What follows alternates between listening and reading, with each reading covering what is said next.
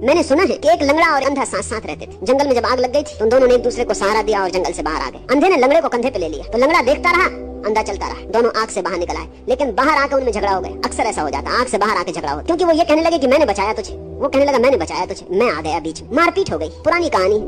उन दोनों ईश्वर देखता रहता था ऊपर से कि कहाँ क्या हो रहा है। अब तो थक गया, ऊब गया, और अंधे लंगड़ों को कब तक देखता रहे। उसे बड़ी दया आई। उसने कहा कि इन दोनों को ठीक कर दूं जाके। आया, दोनों नाराज होकर एक दूसरे से अलग अलग झाड़ों के नीचे बैठे थे, विचार कर रहे थे कि किस तरह। अंधा सोच रहा था कि इस लंगड़े की आंखें किस तरह फोड़ दूं, बड़ी अकड़ बनाए हुए आंखों की, और लंगड़ा सोच रहा था इस अंधे की टांग कैसे तोड़ दूं। तभी ईश्वर आया। उसने पूछा पहले को, उसने सोचा कि जब मैं अंधे से पूछूंगा कि तू कोई एक वरदान मांग ले तो वो मांगेगा वरदान कि मेरी आंखें ठीक कर दो। जब उसने अंधे से कहा कि कोई एक वरदान मांग ले तो अंधे ने कहा कि प्रभु जब दे ही रहे हो, इतना दिल दिखा रहे हो, तो एक काम करो, इस लंगड़े की आंखें फोड़ दो। और यही लंगड़े ने भी किया। ईश्वर तो बहुत चौंका, तभी से तो आता नहीं कि अंधे लंगड़े बड़े खतरनाक है। लंगड़े से पूछा, सोचता था यही कि कम से कम ये बुद्धिमानी दिखाएगा, अपने पैर ठीक करवा लेगा, लेकिन उसने कहा जब आ ही गया तब इतना कर दो कि इस अंधे की टांगें तोड़ दो। आदमी जैसा है, ईश्वर के वरदान का भी गलत ही उपयोग होगा। तुम्हारे दान की क्या बात है।